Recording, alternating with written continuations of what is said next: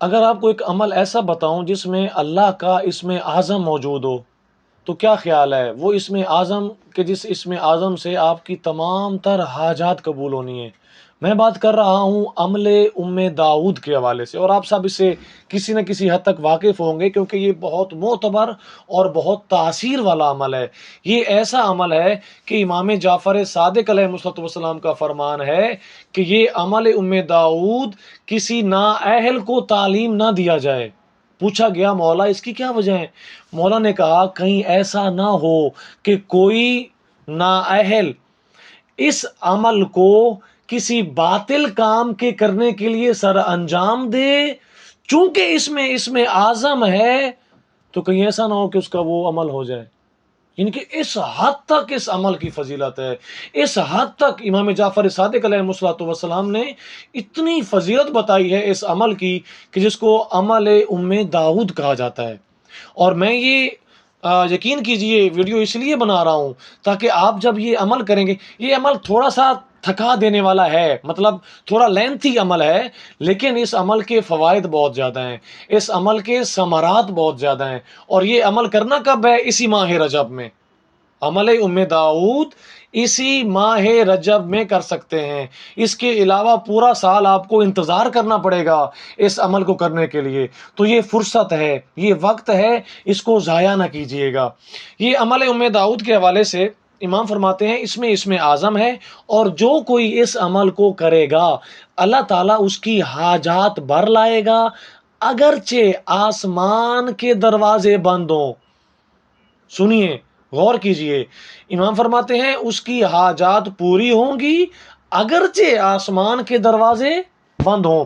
پھر کیا فرمایا؟ یا اس کی حاجت کے درمیان کوئی چیز حائل ہو۔ امام فرما رہے ہیں اس کی دعا ضرور پوری ہوگی، چاہے کوئی چیز حائل ہو یا آسمان کے دروازے ہی کیوں نہ بند ہوں، اس کی دعا پوری ہوگی۔ اگر جن اور انسان اس بندے کے دشمن ہوں جو یہ عمل کر رہا ہے تو اللہ تعالیٰ ان کے شر سے اس بندے کو بچائے گا، اور ان کی زبان بند ہوگی، اور سب اس بندے کے مطیع ہو جائیں گے، اور اس کی دعا قبول ہوگی، خواہ یہ مرد ہو یا عورت، یعنی کہ مرد اور عورت دونوں اس عمل کو سر انجام دے سکتے ہیں۔ اب آتے ہیں اس عمل کے حوالے سے، آپ نے اس کے فوائد تو سن لیے، اب اس عمل کو ذرا غور سے سنیے گا اور کوشش کیجئے گا کہ اس ویڈیو کو شیئر کرنے کی، تاکہ دوسرے مومنین تک بھی یہ خوبصورت ترین عمل جو ہے یہ پہنچ سکے۔ اس عمل کو کرنا ہے، اچھا باقی ماہ میں بھی آپ کر سکتے ہیں، لیکن اس کی جو فضیلت وارد ہوئی ہے، جو یہ عمل خاص ہے، وہ ماہ رجب کے لیے ہے۔ اس کے لیے آپ کو کرنا کیا ہے؟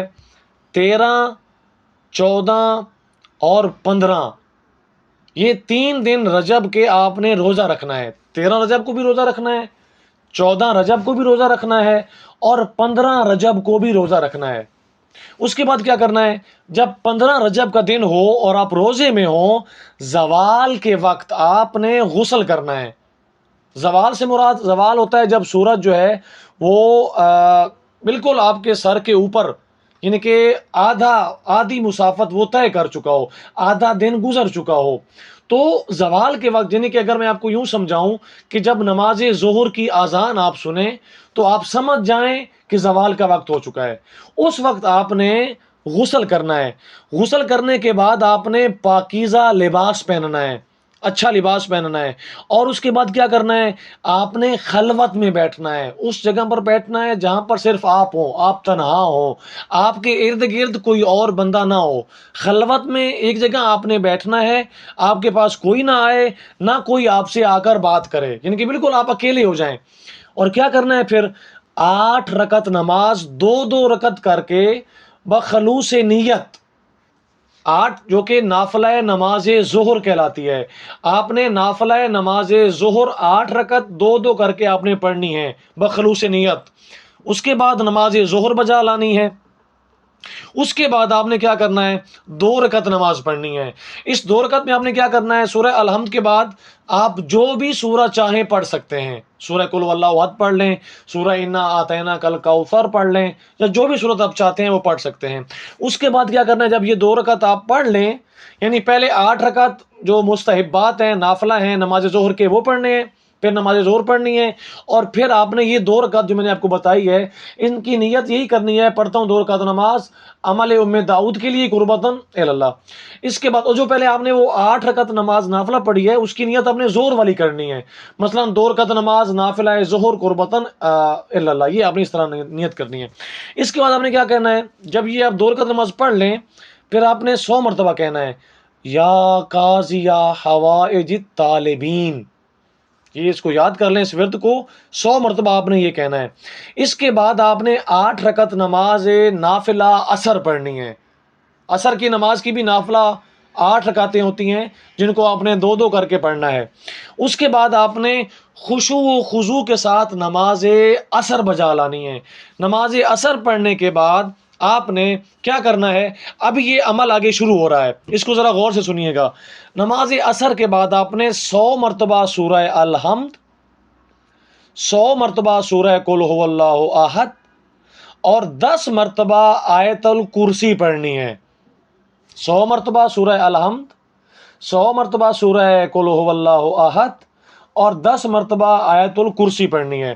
اس کے بعد کیا کرنا ہے، یہ عمل کرنے کے بعد آپ نے یہ جو میں بھی آپ کو صورتوں کے نام بتاؤں گا قرآن پاک کے صورت کی، یہ آپ نے پڑھنی ہے۔ جب آپ 10 مرتبہ آیت الکرسی کی تلاوت کر لیں، ان کے بعد یہ چند ایک صورتوں کے نام وارد ہوئے ہیں، آپ نے قرآن پاک کو کھولنا ہے اور ان صورتوں کو آپ نے ایک ایک مرتبہ پڑھنا ہے۔ سورہ انعام، سورہ بنی اسرائیل، سورہ کہف، سورہ لقمان، سورہ یاسین، سورہ صافات، سورہ حامیم سجدہ، سورہ حامیم عین سین قاف، سورہ حامیم دخان، اور اس کے بعد آپ نے سورہ فتح، یعنی کہ جس کی شروعات ہو رہی ہے انا فتحنا لک فتحا مبینا، یہ والی سورہ واقعہ پڑھنا ہے۔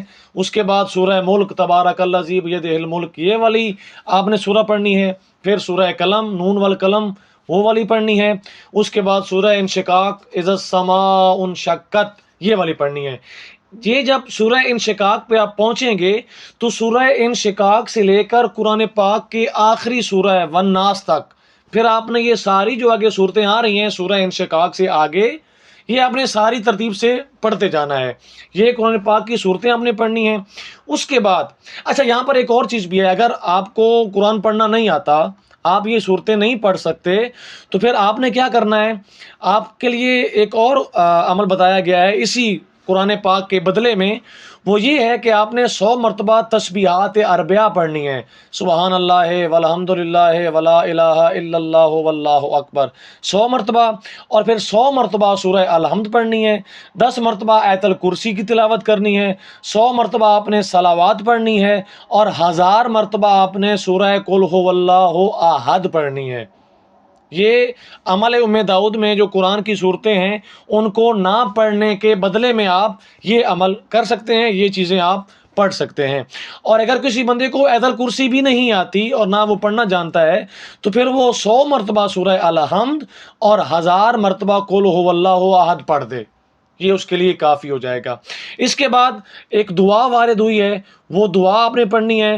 وہ دعا تھوڑی سی لمبی ہے، میں انشاءاللہ کوشش کروں گا کہ سکرین شاٹ جو ہے ویڈیو میں لگا دوں تاکہ آپ اس سے دیکھ کے پڑھ لیں، یا اگر آپ کے پاس مفاتیح الجنان گھر میں موجود ہے تو آپ اس سے بھی یہ دعا دیکھ کے پڑھ سکتے ہیں۔ مومنین کرام، یہ بہت بڑا عمل ہے، عمل ام داؤد۔